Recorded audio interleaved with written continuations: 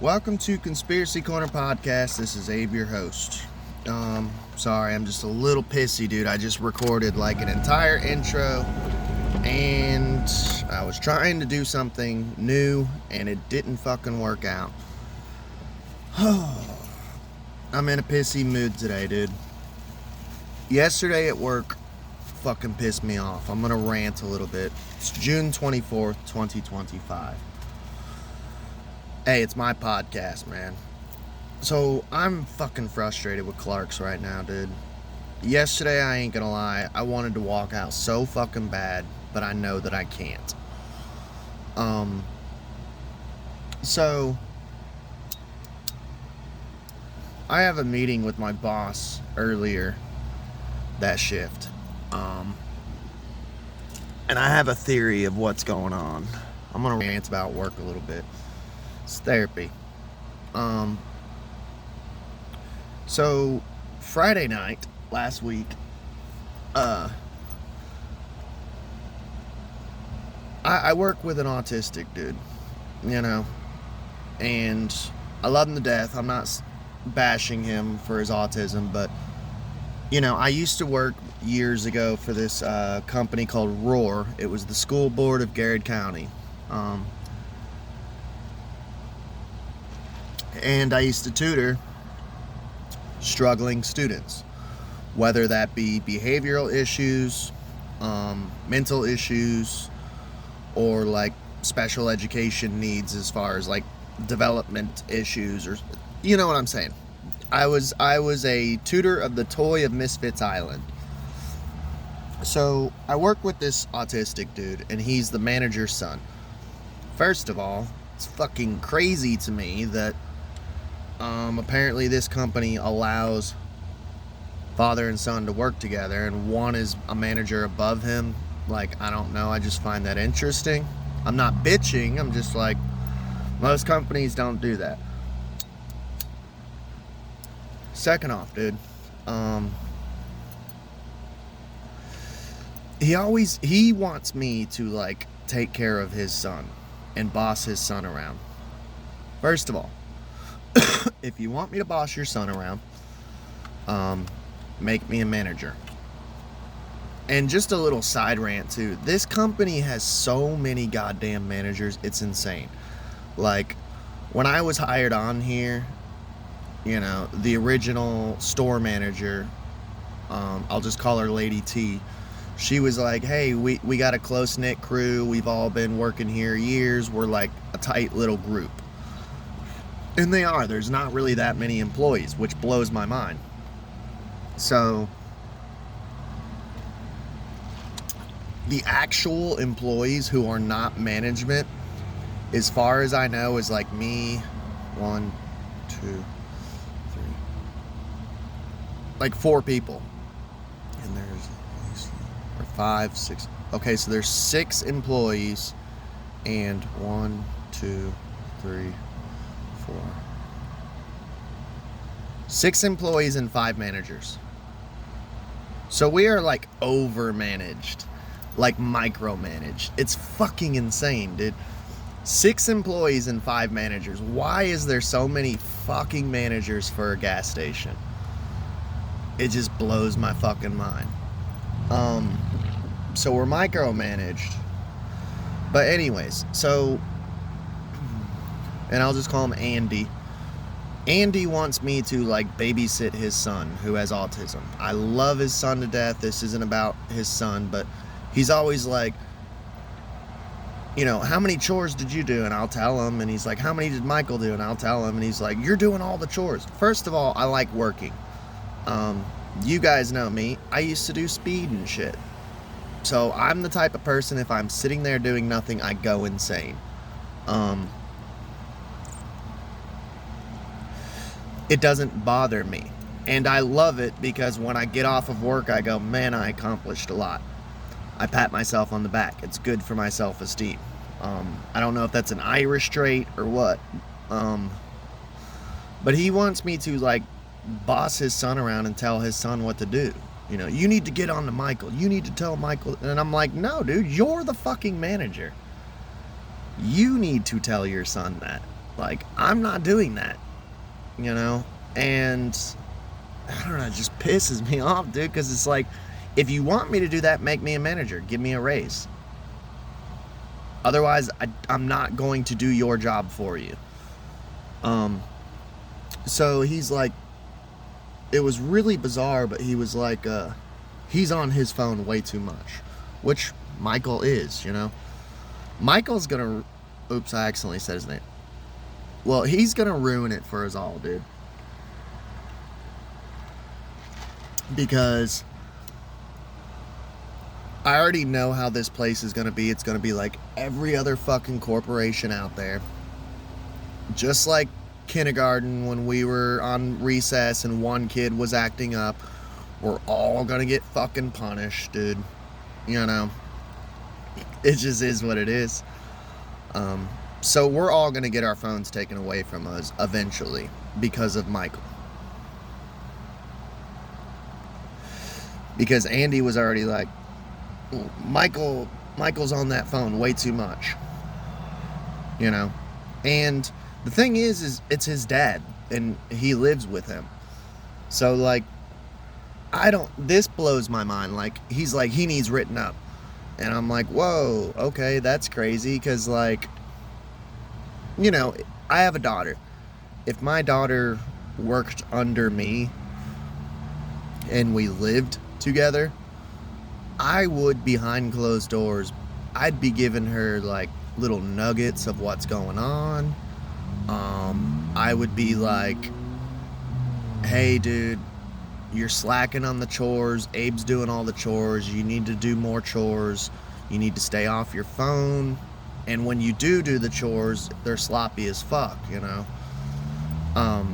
So Friday, Andy's like, well, who did the bathrooms? I said, Michael.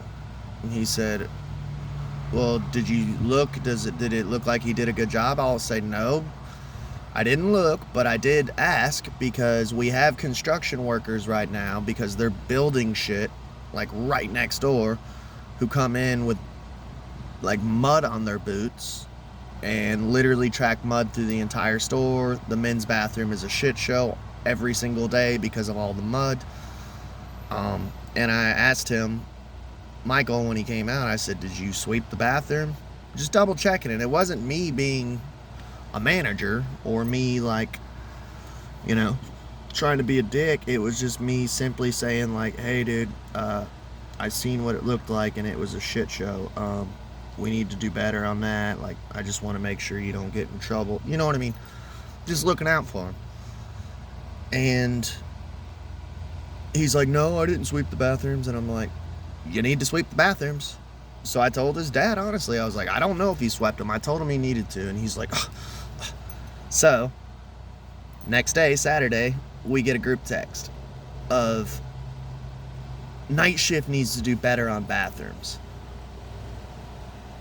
So Andy told on his son, but inadvertently, I'm in trouble too.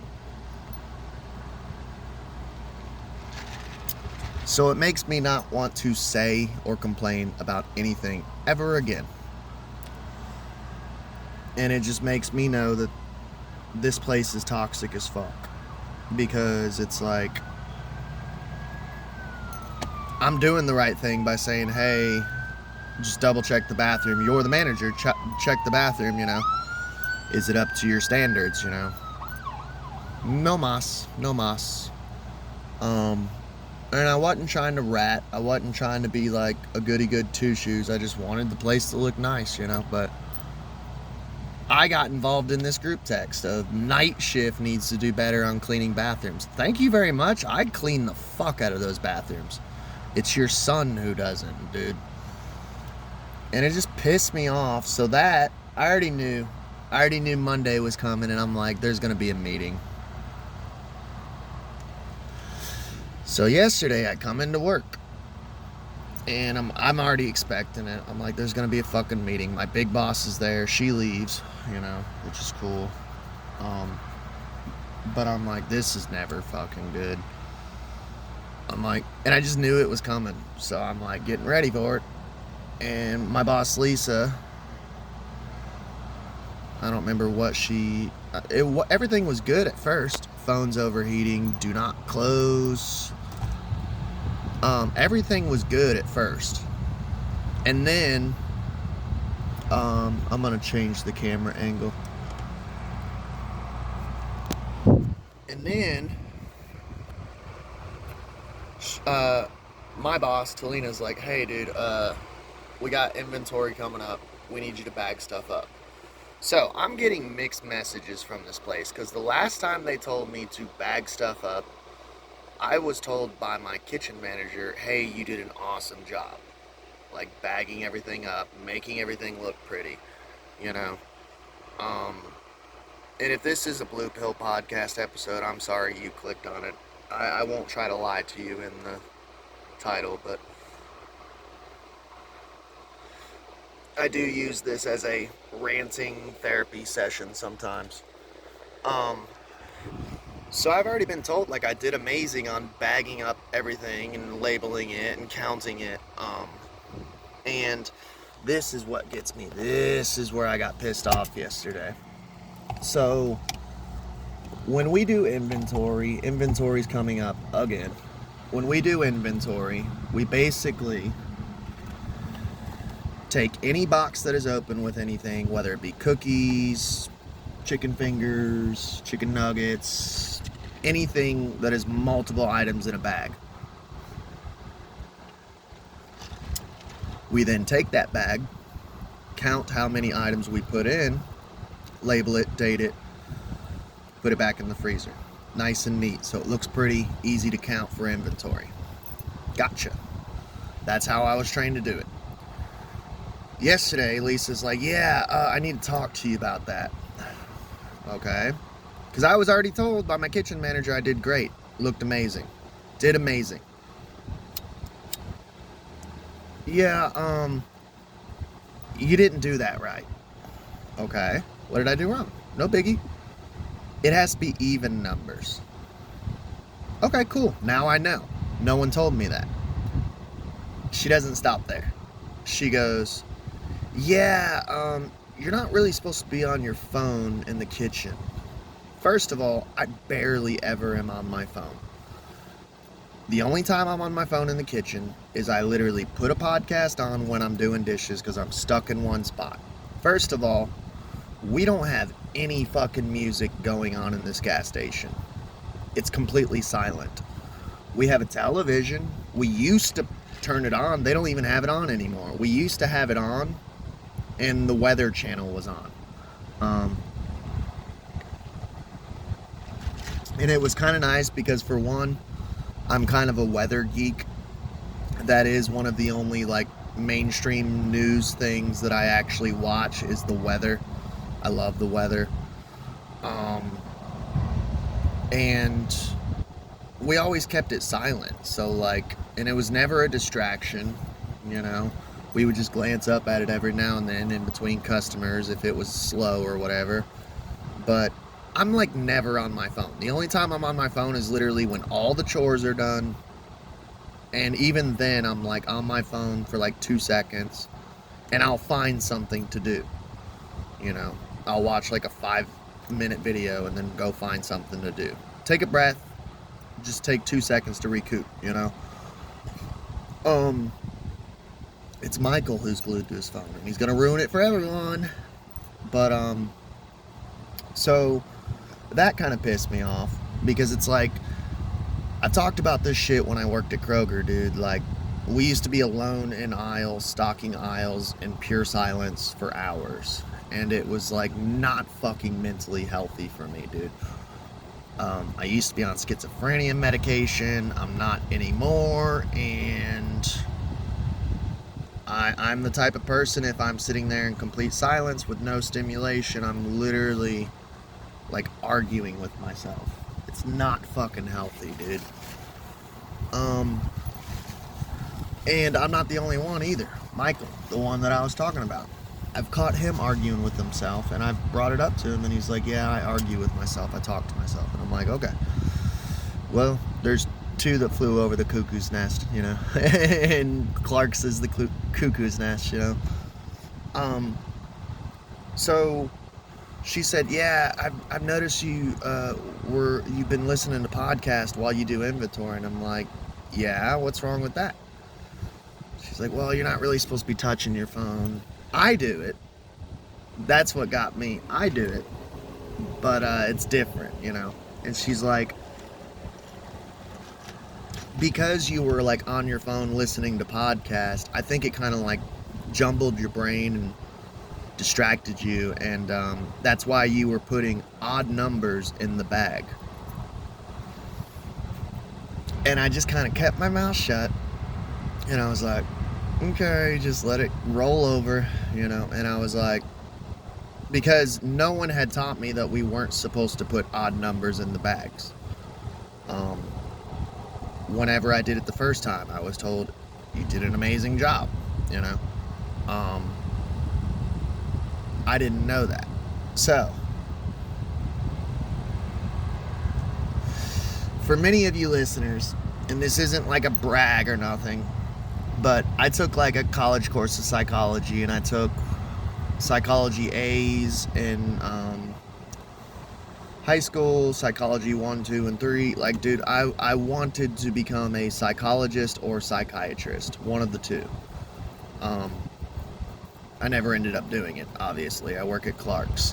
But, and like I said, I'm not like boasting, this isn't an ego thing, but like I know a decent amount of psychology. This chick has OCD, and I've noticed it before. Yeah, I'm diagnosing her. We had a group message one day, and it was me it was talking about, of we can't do odd numbers worth of pennies. You can't pull out odd numbers worth of pennies for your change machine from the safe. The change machine has odd numbers. It's $1.50 worth of pennies, 3 rows. It's supposed to be over half. That way you don't run out of change. So, you have to either get $2 worth of pennies, which is 4 rows, which means you're going to have like an extra row of pennies that you don't fucking need and you're trying to get rid of, you know? And so that's stupid. But the thing is, she's obsessed with even numbers. She has OCD. She cannot have anything in odd numbers. So,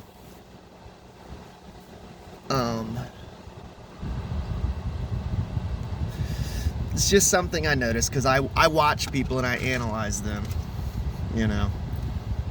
I just notice things. You know, I was going to be a psychologist. So, but the thing that pissed me off, though, is like, I don't fuck with anyone, dude. I'm really, honestly, dude, I just try to survive. I try to keep to myself and fucking survive.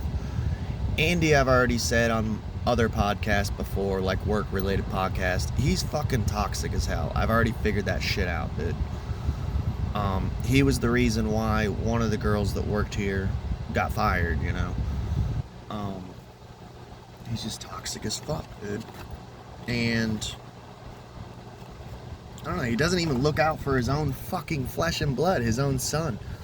The thing that aggravates me, man, is he's super Christian, and like he's like super pro-Israel, like Zionist. He's super Christian, and he's always like telling me about the Bible and shit, which you guys know me as someone who is religiously abused. That shit pisses me off, but I just go, yeah, cool, but it just pisses me off that he wants me to do his job for him as manager to his son. And it's like, yes, that's my friend, yes, that's my buddy, he got me the job, but like at the end of the day, it's just one of those things of like, I'm not my brother's keeper. And I almost want to say that to him, because if you guys know, that's a famous line from Cain after he killed Abel of, I'm not my brother's keeper, dude. It's satanic as fuck. Not that I'm gonna like kill Michael or nothing, but obviously. But just to kind of show him, like, dude, I'm not a Christian. I'm a witch. Like, stop preaching to me. And second off, take care of your own son and do your jobs as a manager. Stop trying to make me manage your son, dude. It just pisses me the fuck off. So yeah, dude, like, I'm not even on my phone. Like, very rarely. And then it just pissed me off because it's like, dude, you're seriously taking away my fucking podcast. And I know it was Andy that said something because Friday night he was bitching about his son being on his phone. So, of course, he looped me in with him. That's why Saturday we got the message of, we got to clean these bathrooms better, night shift. Well, I do. I clean the fuck out of it. Your son doesn't. But I got to include you, you know. It's just fucking irritating. I had to rant a little bit. I love my job, but I wanted to walk out so fucking bad yesterday. And I know I can't. You know, I know I fucking can't. So, maybe we'll get into one conspiracy and call it a wraps. I'm sorry for the long story, but I had to fucking vent, dude. If you don't like it, I don't know what to tell you. If you do, that's cool. So this ain't even really conspiracy related, but I did want to talk about how the right is like magically and suddenly... I've noticed this with the right. By the way, I have a Buy Me a Coffee account set up. Sorry. If you do want to donate $1 or something, that'd be cool. Wherever you're listening from, it's set up in the links below. Please do. It helps the channel. That and maybe one day it could get me out of fucking Clark's. So I could do my dream job, which is podcasting. So I've noticed that the right has completely just... They have like amnesia. Like, they have completely forgotten about the George Bush era, the weapons of mass destruction, all that jazz. They're like super forgetful. And anytime someone says a right talking point, they're in love with that person. But if they don't, you know, then they're just like, oh, fuck you, you know. So for one, with all this shit going on with Iran, like, we bombed the fuck out of Iran because of weapons of mass destruction. Once again, everyone completely forgot the Bush era, that they're literally using the same fucking playbook. Second off, like, another one that I wanted to kind of rant about a little bit, J.K. Rowling, dude. Suddenly she's like a hero to the right. When the same people, when she was writing books back in the 90s and early 2000s, literally were doing satanic panic and trying to ruin her career because of Harry Potter. But now she's a hero for the right. I just find this interesting. So recently, here's a third example how the right has amnesia. Arnold Schwarzenegger was on The View. And I just seen a clip of it, and the right is like worshiping Arnold Schwarzenegger. Forgetting what he said during COVID. Fuck your freedoms. You know? Because he wanted to force a vaccine on you. And if you didn't take it, fuck your freedoms.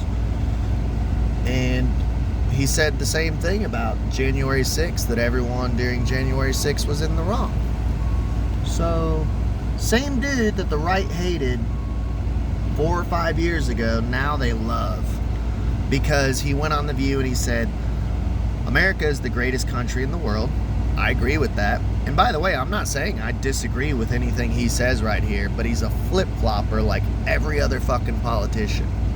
And the right is struggling with this, like, amnesia thing lately. And I'm so proud to be an American as an immigrant. We have to do things legal. So he's literally saying pro legal immigration, which is what I've been preaching on this channel for years. Of I don't care if you're coming over here, just do it fucking legally, So he was talking about the immigration riots in LA, which I reported on a little while ago. Go check that episode out. I can't remember the title. I think it's just titled something about George Soros, LA riots. I don't know. Just go check out. I can't remember. But anyways, he said, those people doing illegal things in America, they are not smart, is what he said. I don't know why I went Chinese there, because I can't do his Austrian accent. When you come to America, you are a guest, and you have to behave like a guest. So, I've always said this is one of the most beautiful phrases, and I've always tried to live by it. And he's right. When you're a guest in someone's house, you don't go smashing up their house or burning their bathroom down or just, oh, this is your dead aunt's china? Smash, Fuck the patriarchy. You don't go fucking nuts in someone's house, dude. You're a guest. Same with my country. I love my nation, but I hate my government. When in Rome, dude. When in Rome. It is like the older I've gotten, man, and I used to make fun of like old geezers, We used to call them geezers, not boomers back then, but old geezers who would say these little phrases: two birds, one stone, when in Rome, two wings of the same bird. Just little tiny phrases like that. And now that I'm older and I have more wisdom, I'm like, oh, I get it. When in Rome, it just means be cool when you're at someone's house. Be cool when you're in someone's country that's not yours, that you weren't born into. I thought this was common sense shit. Look, I used to love Arnold Schwarzenegger up until COVID, dude. He was a complete sellout piece of fucking garbage, and I'm never gonna forget that. Just like I'll never forget how Trump was the king of the vaccine, or father of the vaccine. That's what it was. I am the father of the vaccine, and he kept bragging about his vaccine. I don't forget the past. And I just noticed something with the truth community, which I call the conspiracy community, especially with the right wing, man. They are so easily forgetting the past. Don't forget the past, dude. Keep tabs on all these motherfuckers. Now, that doesn't mean hate them. That doesn't mean... I always say on this channel, trust no one. Don't even trust me. Trust no one. Bill Cooper used to say that. That's who I learned it from. Trust no one. Don't even trust me. Do your own research. I may talk about Trump in a good way here and there, but that's because if I see something good, I'm going to say it. If I see something stupid and retarded, I'm going to say it. Same with Arnold Schwarzenegger. The dude's a politician. So, he's probably a piece of shit like all the rest of them. And I've said that about RFK, man. Like, I wanted RFK to be president, but he's probably a piece of shit just like the rest of them. But just let me know in the comments if you've noticed this like trend with the right-wingers and conservatives, that they've completely forgotten about the Bush era. They completely forgot that they did satanic panic on J.K. Rowling. Now she's a hero for the right wing, which she even says, dude, I'm just a liberal. Kind of like me, I'm an old school classic liberal. The left has just moved to like pure communism and Marxism. So I didn't change, they changed, And Arnold Schwarzenegger, they seem to have completely forgotten how he was during COVID. of what he was saying and trying to force vaccinate everyone in America. And I don't know. I remember the past. I don't have amnesia. Do you? Love y'all. Y'all have a good day.